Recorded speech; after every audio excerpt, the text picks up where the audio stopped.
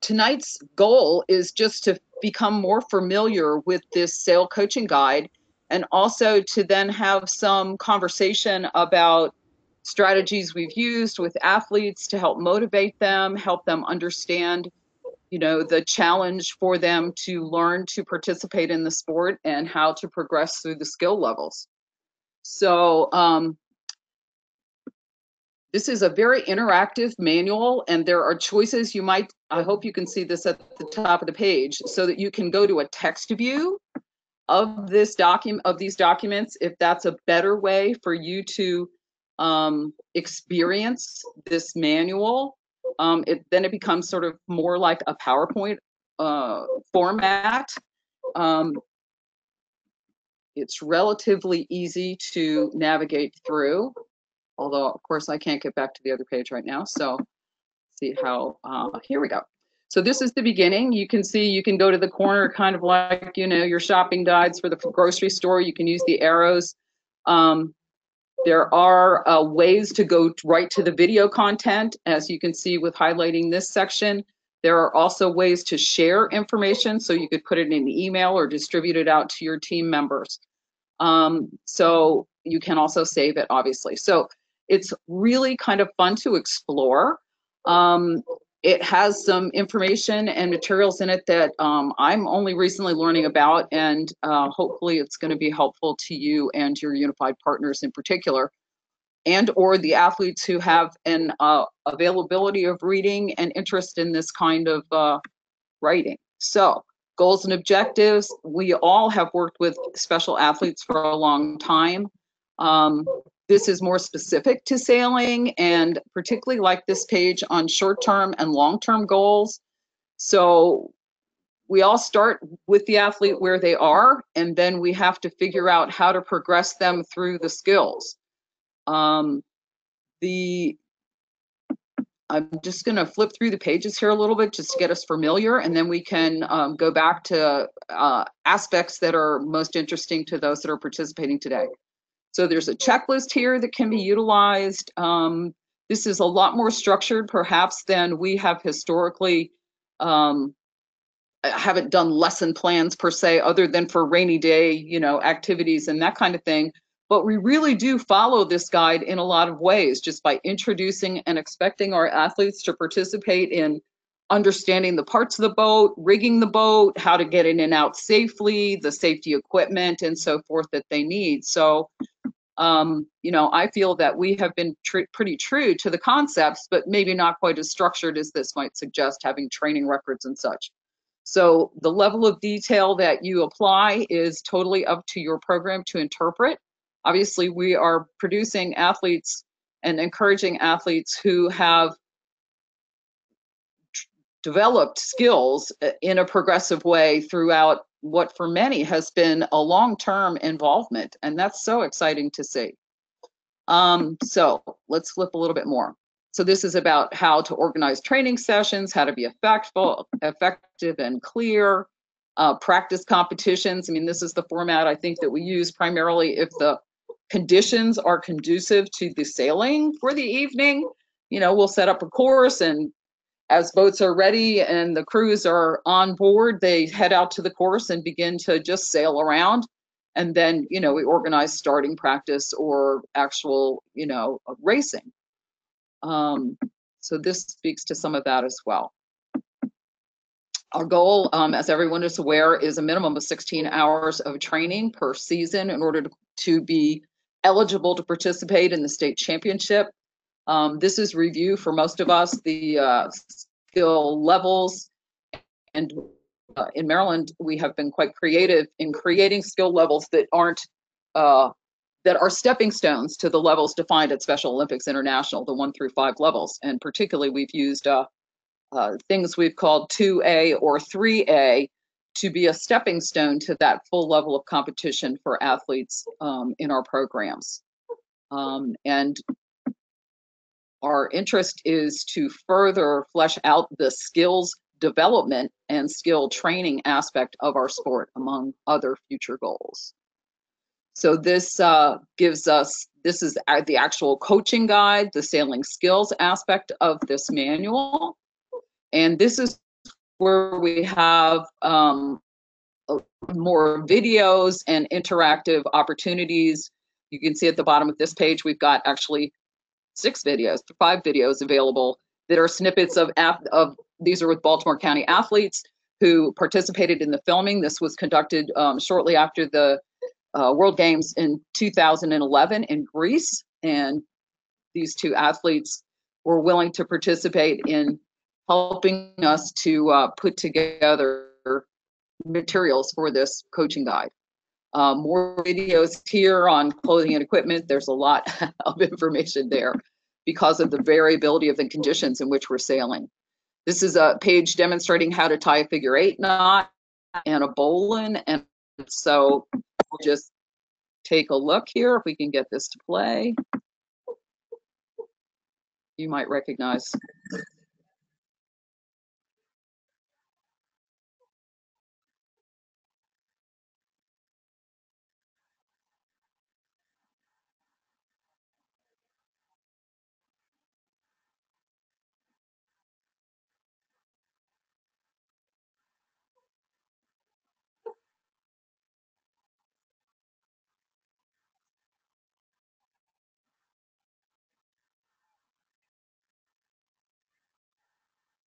Lynn, look how long your hair is. Yeah.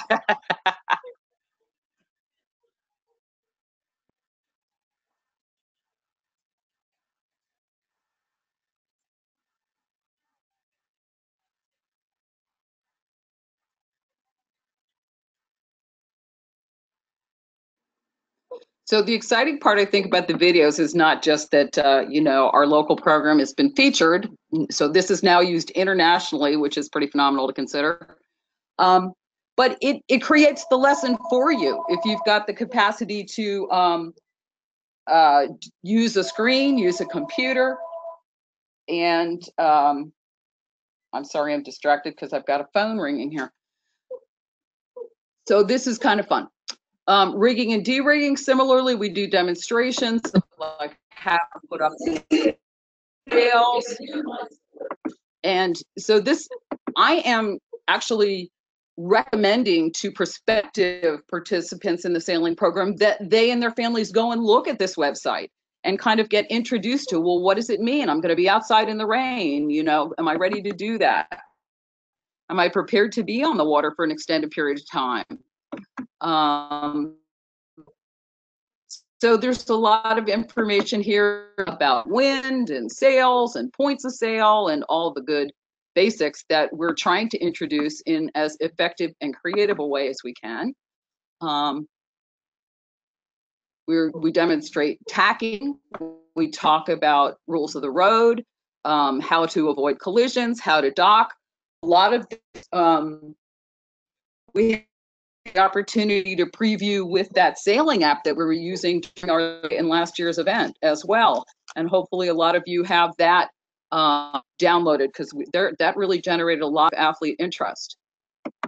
Capsizing procedures, we demonstrate rescues. This is a racing start sequence.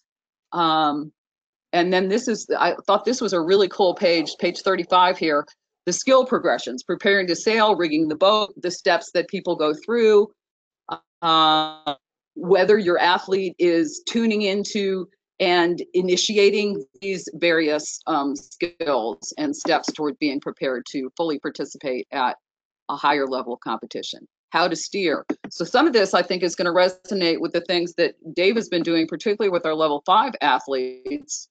And then we get into the whole section of how do we teach the rules? How do we get athletes and partners involved in understanding the sport of sailing and how to compete? So this is, then our next step, and sportsmanship. So there is a glossary here with sailing terms and information that can be shared out. Obviously, we have a whole language for sailing. So at this point, I'm open to focusing on whatever is of interest to those that are participating, which I guess is Montgomery County. you have a experience with athletes at a lot of different levels. And one of the things I think that is of interest is how to encourage an athlete to progress in their skill development, but also help them be happy with their achievement and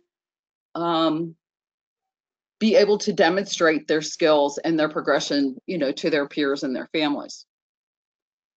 So, Lynn, I'm going to unmute David and Diana to see if they'd like to participate. So David and Diana, if you have your computer speakers, make sure they're on, or if your background noise, if you're in a place that you don't feel it would be quiet enough to participate, just, you don't have to unmute, or you can just send us a message. Okay, welcome David and Diana. Thank you. Hi. hey, how are you guys tonight? Good. How are you? I'm doing all right. So did you find this useful at all? Oh, absolutely. I think it's very well done. Yeah, There's good. Go ahead. Oh, it's good. Good. I'm glad to see something finally. Yeah, well, apparently this is something we started, and apparently others finished it for us, because I wasn't aware that it had been finished. When I saw the date on 2015, I'm like, holy cow, I'm not going here often enough. Wow.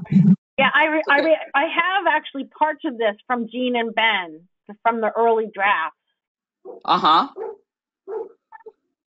Do you use good. the materials, or have you guys been, kind of approaching this as systematically as this guide might suggest we do? I think we do. You pretty much, I mean, in the beginning, I was giving kids like a handout with different terms and making them study it, and we'd talk about that. At one point, we even went so far as to do report cards where I asked for feedback from skippers. That got a little difficult because a lot of them came back wet.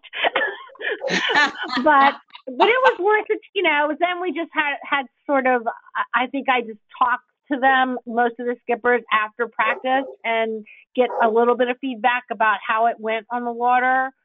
Sure. And things that, each one that they need to work on before they go out on the water, I try to review with most of the skippers, as does David.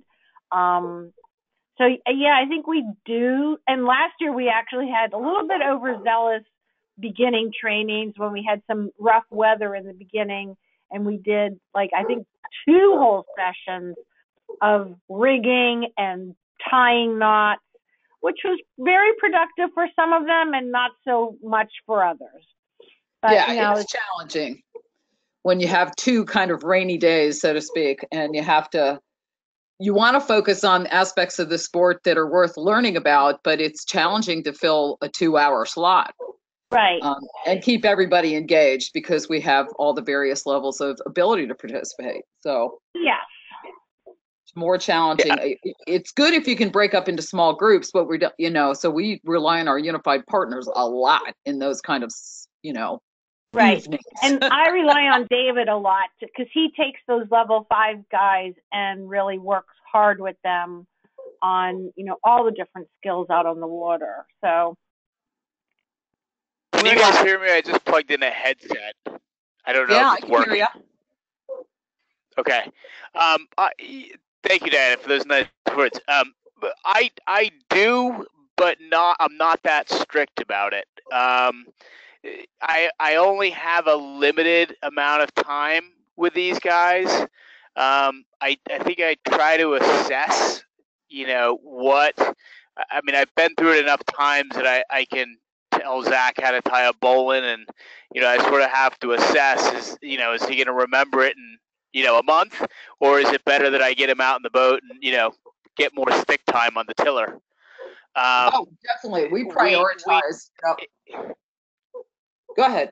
I mean, if we had a clubhouse, where we could all be inside on a rainy day, and we could use dry erase boards and magnetic sailboats going around marks and all that, and be in class and hand everybody a rope and make a hole, the rabbit goes through the hole. Right. We could, but we're kind of, it's like we're in the middle of a park. and it just, I don't know. I guess the short of the long is I try to assess whether, it's going to help them sail better, or it's just going to teach them how to do a knot. My goal, is really to get them to World Games. And I don't know if tying a bowline, although I think it's important that they know how to rig their boat, I don't know if it's often the highest priority of, what I'm trying to do with them. Well, we clearly prioritize, on the water time is the most valuable time. So if it's a viable evening for sailing, we are on the water. And I've had seasons where we have no time on the beach, and we're not spending the time going over do you know what point of sailing you're on? We want them to be, experiencing the sailing and improving their comfort in the boat. Do you guys, and I don't know, do you guys get really fluky weather for your sailing? I mean, I'd say half of our Mondays can be thunderstorms and rained out, or there's no wind, or there's too much wind. And so it almost makes it hard as a coach to sort of plan for a routine that day.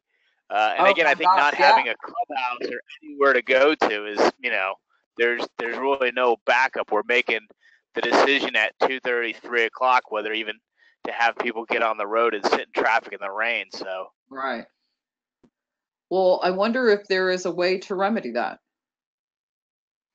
I mean, you could create a pop-up. Yeah, there's a pop-up village. Yeah, exactly. Tent village. Right. I'm wondering if there's something along those lines, but maybe even before sailing gets started, maybe we should look into whether we can rent a room at the sailing marina. I don't know what the deal is with the restaurant that used to be there. It's no longer there, but I don't know if someone's using it. But maybe we could even have kind of, they almost make it like they don't even know they're learning to tie a knot, but have like a couple coaches at a table. Hey, this is the bowling table. Grab a piece of string and here's how you do the bowling. Yeah. Or hey, here's an double overhand knot. That you would want to use on your outhaul, so it doesn't go through the pulley type thing. But before they're standing there right in front of their boat, ready to go out. You know what I mean? Yeah, we're fortunate because at Baltimore County Sailing Center we have a classroom. Because we're standing in the middle of the parking lot. I know, but that's why I was thinking about pop-ups, because people are arriving with, so there are some lawn chairs and parents and whoever's hanging around. It's just, or, is there some place near, the YMCA or the library that's got a room or something where you could. Yep. It would be almost impossible to put all those kids in a vehicle and transport them somewhere with the traffic at that hour. It would. I think maybe if we did get a pop-up tent, that might be a solution, especially for rainy days. But a lot of times the problem is there's too much wind or not enough. Do you know what's going on with the restaurant there? I know it's not open. They have the cafe, but. Yeah, the restaurant I think was sold, and I think it's going to be turned into office space. Well, maybe I'll pop in tomorrow and just see if that Spinnaker room or whatever it's called is, open or something like that. Right. Could we negotiate access to it for our limited season? Yeah, I don't know. It's part of the federal government. It's the Park Service. Well, that may offer an advantage. It may be a disadvantage. Right. Do you know Trump? Anyway, should I throw your name out? I was thinking actually more so, if you had an alternative location for the night where you had to call it at 2:30 and you said, okay, we're clearly not going to be able to be on the water, but let's all meet at wherever and we'll do sailing related things. Yeah, well, that might work for half. It'd have to be bifurcated because we have half the team is from Maryland and half the team is from Virginia. Well, we all just kind of sail at the same venue, right? But people are coming. Quite honestly, all of my skippers are from Virginia. Right. Say it again. All of my unified partners are from Virginia. I think there might have been 2 last year that were Marylanders. Right, but they're coming to the sailing center Yeah, otherwise. because they're in Virginia. So most of my the No, right, but travel is like over an hour for most of my athletes to get there, uh-huh. and most I think of what Lynn is the saying, instead of going to the sailing marina, just have them all meet at a venue. So it's almost as though we're all still traveling to the sailing marina, but it's like, hey, 2 blocks away, we're going to this place. Right. She's not. I don't think she's advocating Virginia people drive up to Maryland somewhere. okay. No, I I was just thinking don't- you pick somewhere near where the marina is, Right. who's willing to host you, or you can work out some arrangement. It may not happen for this season, but it's something worth thinking towards for the future. Sure. Okay. Hey, David and Diana, I think this is a great idea that many of the other sailing coaches are probably struggling with also, especially depending on weather and their access to cover on rainy days. But if you know it's going to be bad weather and you don't want to miss out on a Monday training, I think it would be good if wherever you have your initial team meeting, like if it has been in the past at the park, just so everybody knows where to go, I understand that. But maybe reaching out to that Spinnaker room or a YMCA or a location close by that isn't going to make you charge an arm and a leg to rent space. So then everybody is aware that, hey, if it's a rain out and you guys want to still have a class session for knots or boating safety or anything, that is the known place to go. It's just an idea. And yes, of course, I clearly do not want them on the land more often than in the water. Because like Lynn said, yeah, if you have good sailing weather, get them on the water.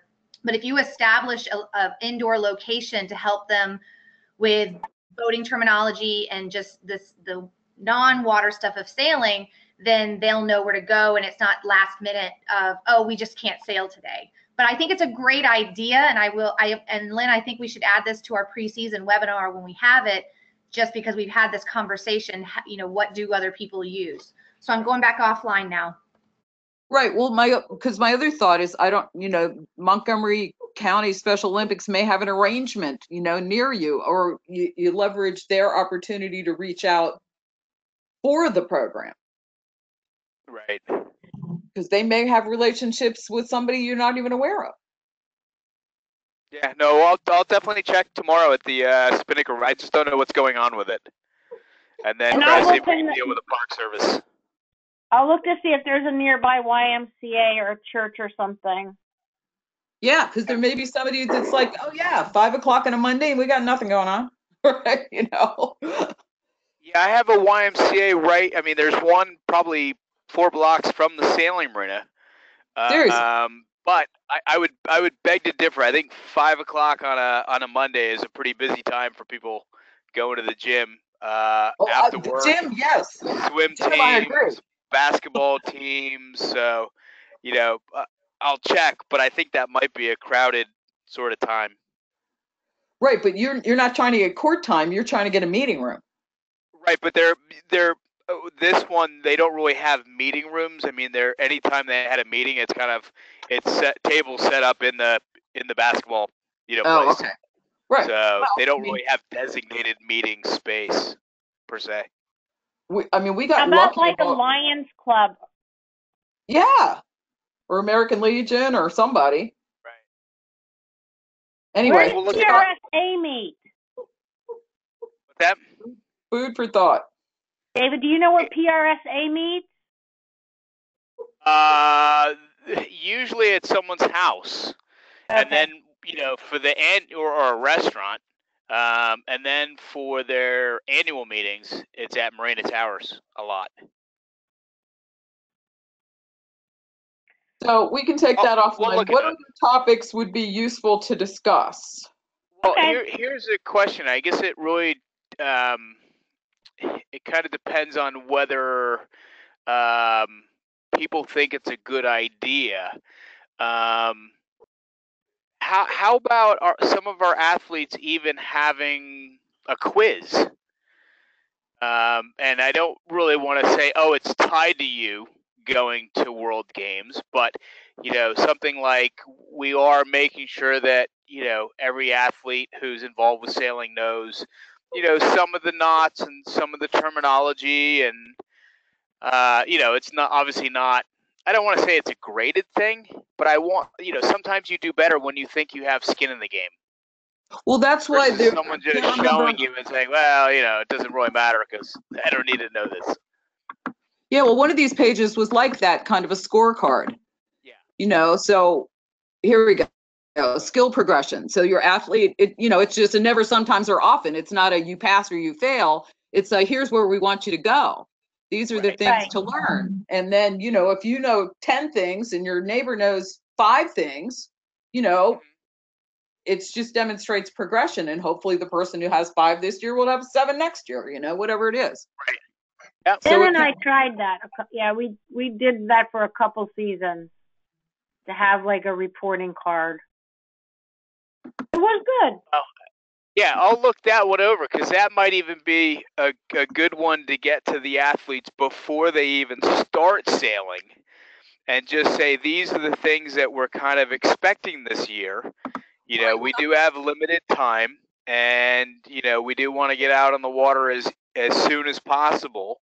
But the athletes' knowledge of knots and putting on their own sunscreen, and are they hydrated, and do they have their PFD on correctly? All those things facilitate us to get on the water, faster.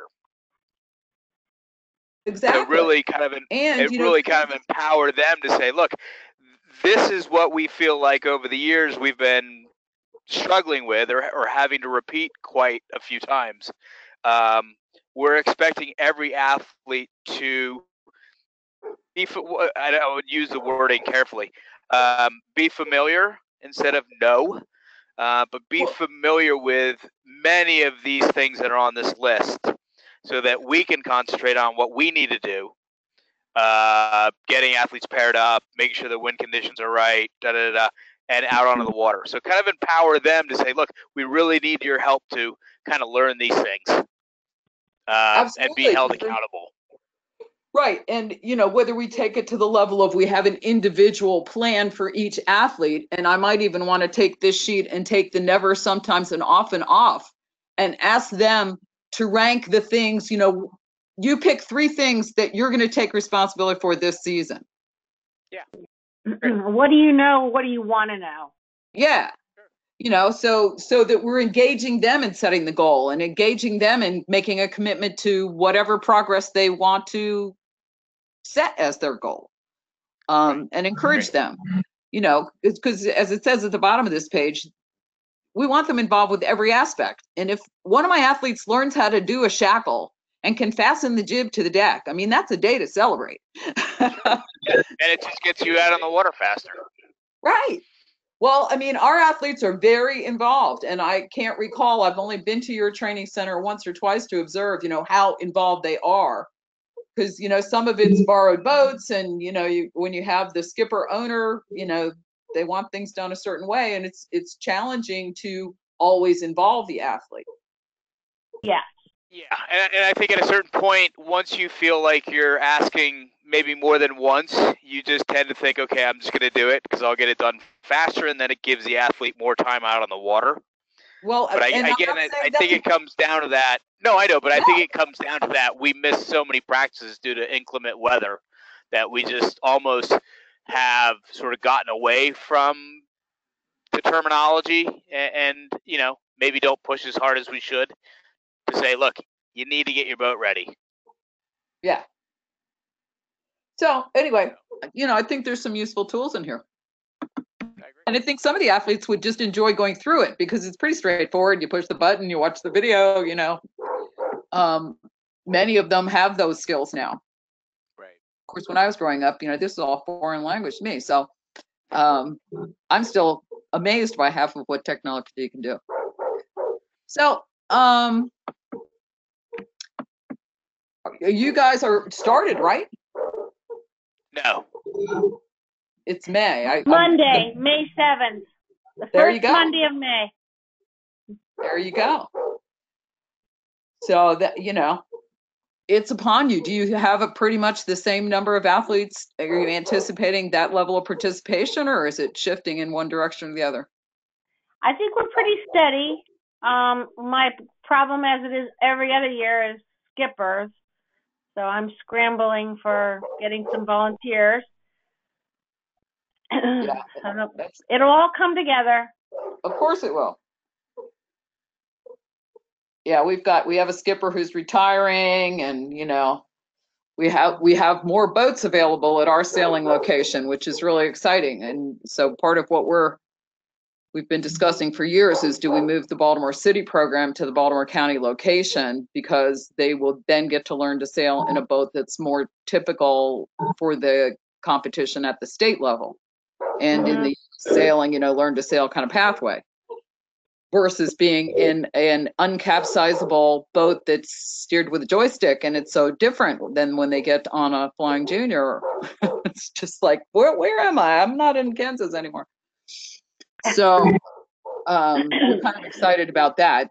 But again, we've got the logistical question. Many of these athletes arrive by public transportation, and I can't promise that to the location where Baltimore County is. So good ideas, but how to make them happen.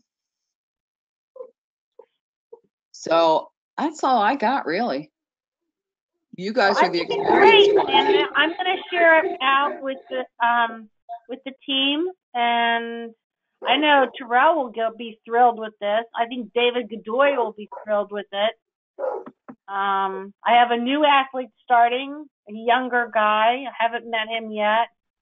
We need to do a swim test, I think. Right. So this is good. This is great.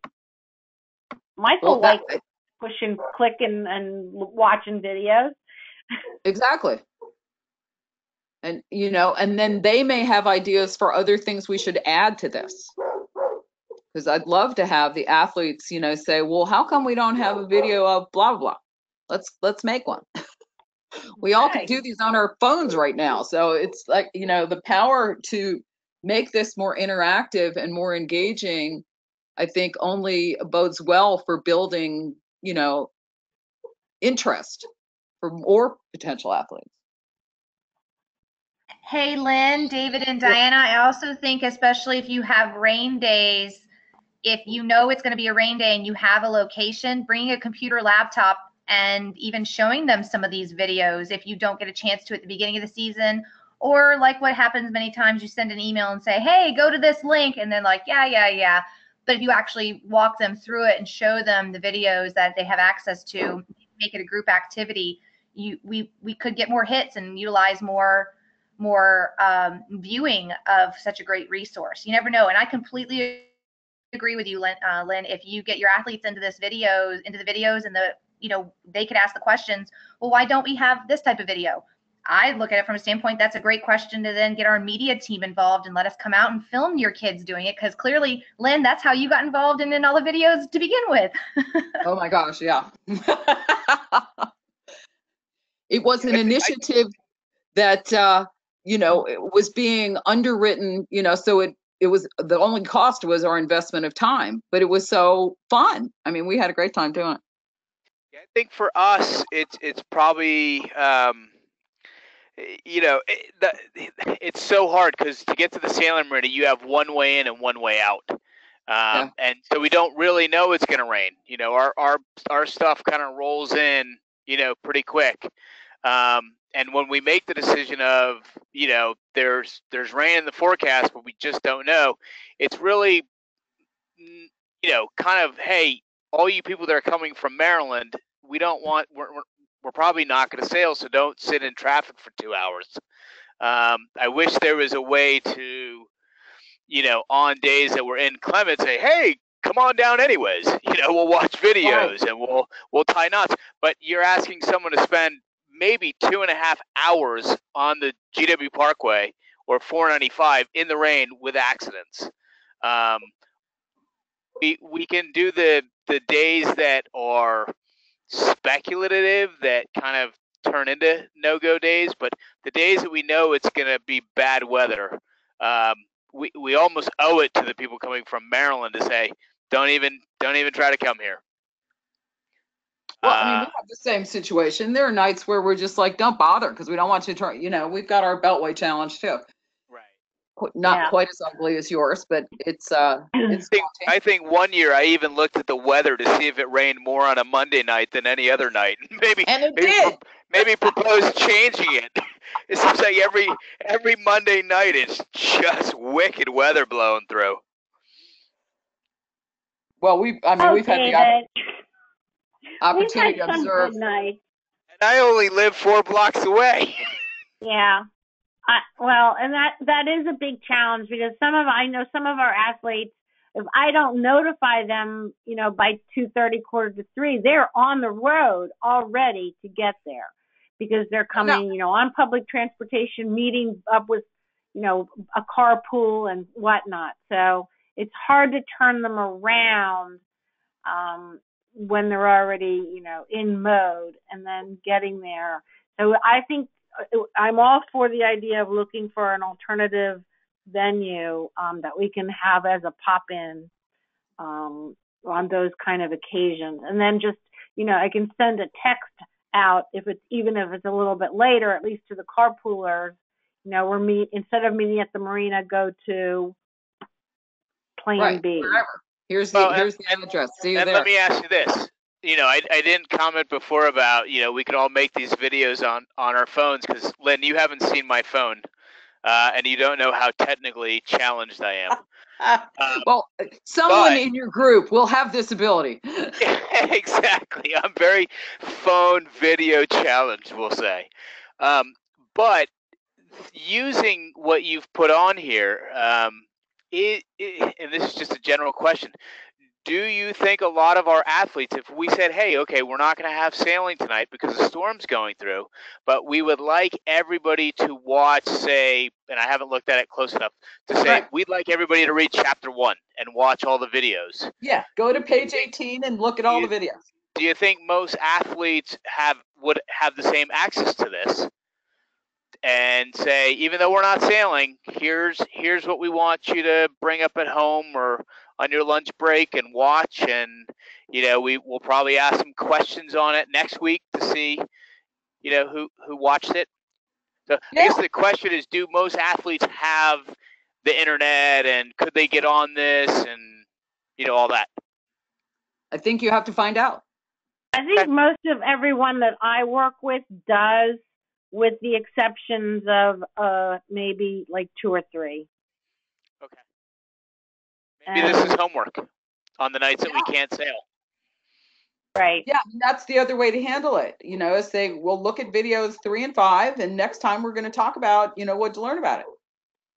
Quiz next week. Hey guys, I'm going to take it a step further and even say, David, I know you have limited video and tech experience, but you could even take a step further by making it a Skype practice, where if you needed a video Skype, almost like a video chat, kind of like FaceTime, but it was from multiple people, they could then watch the video along with you, and you could pause the video and talk about it with them.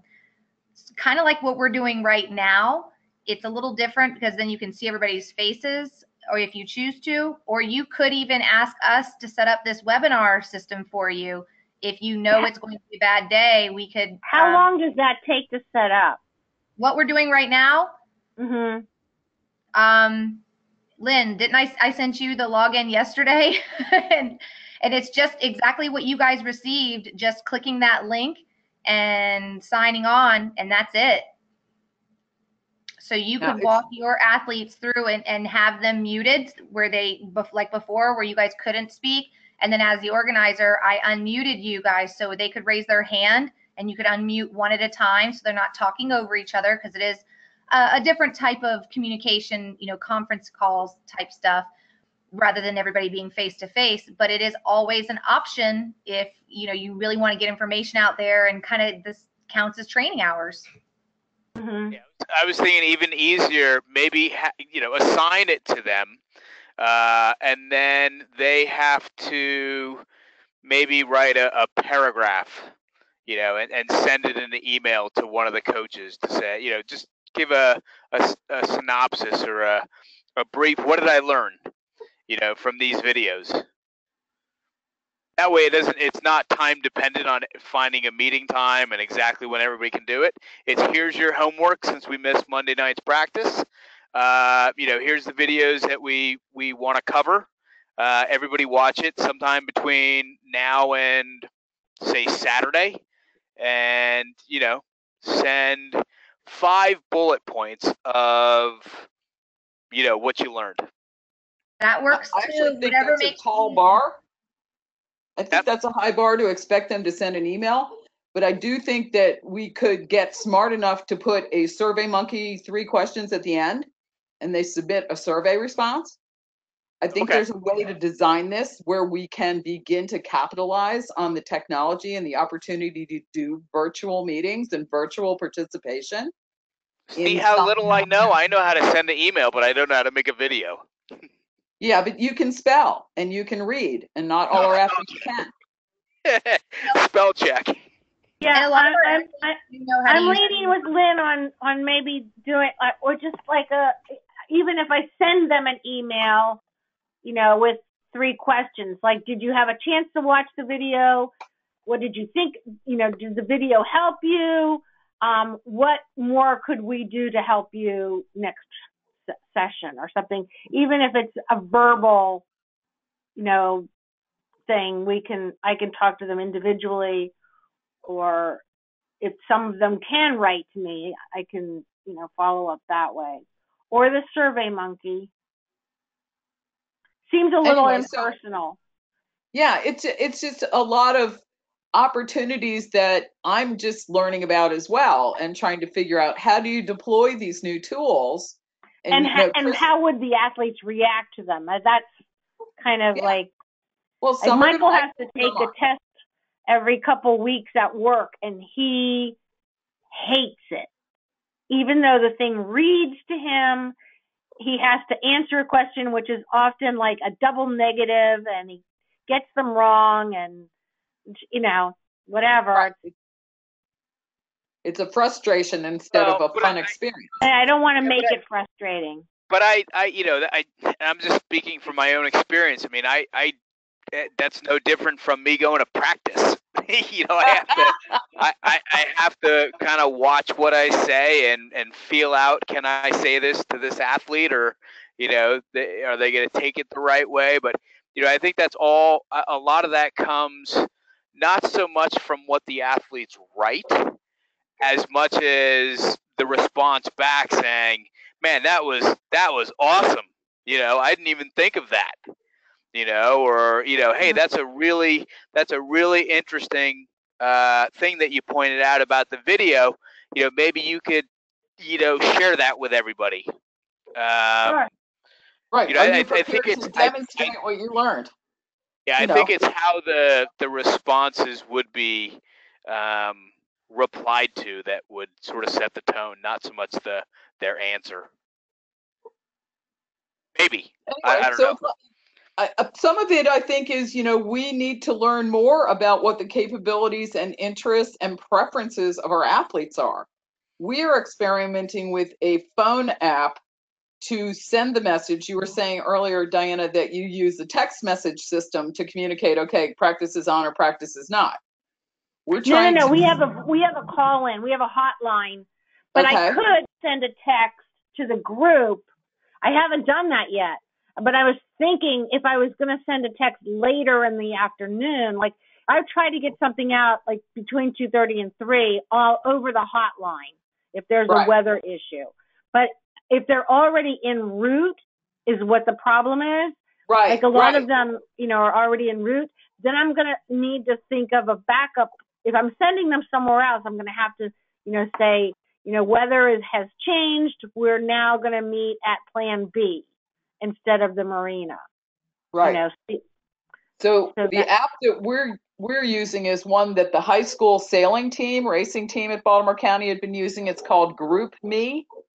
And you basically set up a group like you would on a Facebook page or whatever. It's pretty straightforward. I've got, one of the high school racers doing it for me, of course. But then, it sends an invitation to the cell phones of, whoever you give it. So I sent an email out saying we wanted to try to do this. and asked everybody who was interested in joining to email me back, and then I was going to forward it to add them to the group, because as soon as you put their name in this app, it sends them an invitation. We learned that the hard way, because all of a Okay. sudden it was sending invitations when we thought we were just setting a group up and then we could hit a send button. No, instantly it went out. And the student, the high school, who is a unified partner, Olivia, speaks Spanish, and she had her phone set in Spanish because that's what they speak at home. So her message went out in Spanish, and of course everybody freaked out because they thought it was spam or something, and most of them declined the invitation. So we had to so we were having a do-over now. It's a reset, but I'll let you know what our experience is. Because, Okay. just like the group text, or the group email, you have to be somewhere, and everybody's got these phones now. So if I could send a message, and even if they've been on the road 15 minutes, they know they don't have to go the next 45, they can turn around. That's better than having them come all the way, right? If it's a definite no, and the situation is potentially, when you have a storm like that, then the traveling isn't good either. Right. Okay, so it's called Group Meet. Is that through Google or? GROUPME. So you set up a group. Now I was advised by the young people in my life that I needed to set expectations for how it's going to be used. So in my email, I said, we're going to use this for information about sailing practice only. This is not for chats. This is not for photos. We have a Facebook page. Put those things over there. Mm-hmm. So that it's intended to just be communication about I need a ride, or I'm on my way, or practice is canceled, or whatever the message might be. But it will give us more awareness, because we have the same thing. Somebody's stuck on the Beltway. They're going to be a half an hour late. They're definitely coming. Can you send me a little note about it how I can sign up for it, or whatever app it is? Sure. Thanks. I don't know very much, but in your app store on your phone, there's probably a GROUPME app that you can load. It's free. But I will send you a follow-up. Absolutely. GROUME? Group me. Yep. ME, not meet. It's No, just group, ME. just Group meet. ME. Okay. Yep. And is there any, are there any apps or other methods that are being explored by SOMD at this point for communication and coordination of activities? I know from the state standpoint, it's the basic Twitter, Instagram, but it's more for getting the word out to everybody that things are happening. I know on the website, they do alert broadcasts via email that no, we don't have anything that we're pushing out to the areas. But I'll take a look. I'll ask to see if there's anything that they would recommend. But I think it's going to be something like what you just did, Lynn, saying this is what we found works for our group, and then sharing that with other coaches. Because I know there's a lot of apps like that, little group things where you can have organizations share information where it's like a group chat for the purposes of if there's going to be practice or not. So that's all I know. But if there isn't going to be anything else about the coach's guide, can we maybe wrap this up in a few minutes to close out the session? Yes. Okay. I think that's fine. Are there burning issues left in either of your other minds? Well, I'm good. I don't know if it directly relates to the manual, but when we've had the World Games, Lynn, you would probably know this better than most.